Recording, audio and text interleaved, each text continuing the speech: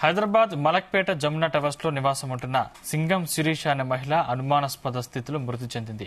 గుండెపోటుతో మృతి చెందిందని కుటుంబ సభ్యులకు భర్త వినయ్ కుమార్ సమాచారం ఇచ్చారు. కుటుంబ సభ్యులు ఆసుపత్రికి చేరకముందే మృతదేహాన్ని సొంత గ్రామమైన శ్రీశైలం సమీపంలోని దోమలంపేటకు అంబులెన్స్ లో తరలించాడు. మృతదేహంపై గాయాలు ఉండడంతో కొట్టి చంపి గుండెపోటుగా చెబుతున్నారని పోలీసులకు ఫిర్యాదు చేశారు కుటుంబ సభ్యులు. దీంతో కేసు నమోదు చేసి దర్యాప్తు చేపట్టారు పోలీసులు.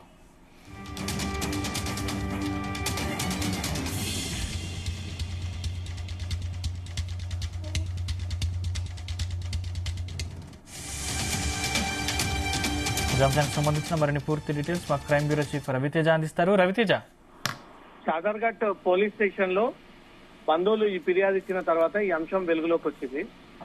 మధుకర్ అనే తమ కుటుంబ సభ్యుడు ఈ శిరీష అనే 32 ఏళ్లకు సంబంధించినటువంటి మహిళ అనుమానాస్పదంగా చనిపోయింది.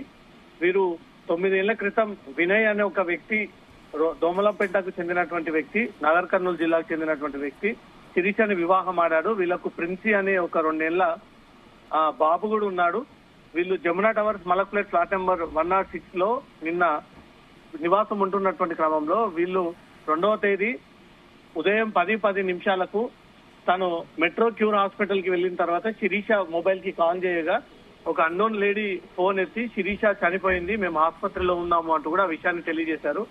ఇటు మధుకర్ ఆసుపత్రికి వస్తా ఉన్నాను, అక్కడే ఉండండి అంటూ కూడా తెలియజేయడంతో ఆ విషయాన్ని తను చెప్పకుండా అక్కడి నుంచి కూడా అంబులెన్స్ లో మృతదేహాన్ని దోమలపేట వైపు తీసుకెళ్తూ ఉండగా బాధితులు ఇమీడియట్ గా అనుమానం వచ్చి చాలా రోజులుగా శిరీష డిప్రెషన్ లో ఉండడము, ఈ వినయ్ అనే తన భర్త వేధింప సాగుతా ఉన్నాడు అదనపు కట్నం కోసం ఇతర అంశాలపై అంటూ కూడా వీళ్ళకు ఆ నోటీస్ లో ఉన్నటువంటి వెంటనే షాదర్ఘట్ పోలీసులను ఆశ్రయించి శిరీష అనే మా కుటుంబ సభ్యురాలు చనిపోయిందని ఇన్ఫర్మేషన్ ఇచ్చి వచ్చేసరికి డెడ్ బాడీని మాయం చేసి ఎస్కేప్ చేశారంటూ కొన్ని అనుమానాలు ఉన్నాయంటూ పోలీసులకు ఫిర్యాదు చేయడంతో పోలీసులు ఈ వినయ్ కి ఫోన్ చేసి ఇమీడియట్ గా డెడ్ బాడీని హైదరాబాద్ తీసుకురాకపోతే మీ పైన కేసు నమోదు చేస్తామంటూ కూడా హెచ్చరించడంతో శిరీషను మృతదేహం వినయ్ కలిసి హైదరాబాద్ తీసుకొచ్చిన తర్వాత ఒంటి పైన అనేక చోట్ల గాయాలున్నాయి, మెడ భాగం పైన, ఛాతి భాగం పైన, వీపు పైన అంటూ కొన్ని అనుమానాలు ఉన్నాయి. భర్తే కొట్టి చంపొచ్చు అనే ఒక అనుమానం మాకుంది. దీనిపైన కేసు నమోదు చేసుకుని వెరిఫై చేసి పోస్ట్ మార్టం లో ఫోరెన్సిక్ నిపుణుల నుంచి రిపోర్ట్